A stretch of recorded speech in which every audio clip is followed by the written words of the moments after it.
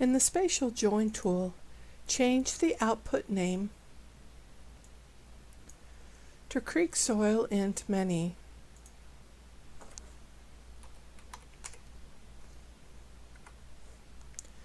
Change the join operation to join one-to-many. The merge rules will not be needed or used, but it is easier to leave them than change them. Run the tool. Open the Creek Soils int Many table.